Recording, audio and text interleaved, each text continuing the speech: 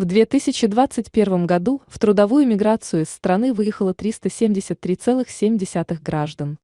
При этом более 352 тысяч человек выехали на заработки в Российскую Федерацию и порядка 9 тысяч в Казахстан, уточнила Аманзода.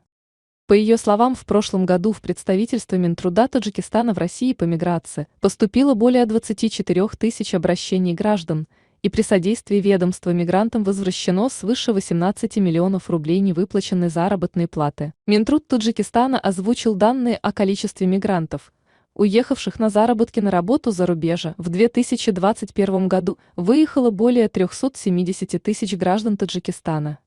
Об этом сообщила министр труда, миграции и занятости населения Таджикистана Ширин Аманзода, выступая на пресс-конференции в Душанбе.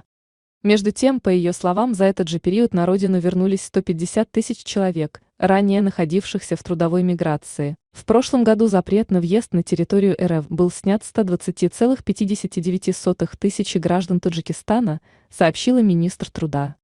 Также при содействии представительства Министерства в РФ работу получили более 4,5 тысячи таджикистанцев. Аманзода отметила, что в Таджикистане, в том числе в Душанбе, Бахтаре, Худжанде, Хароге и других городах, открыты центры по консультации трудовых мигрантов перед выездом на работу за рубеж.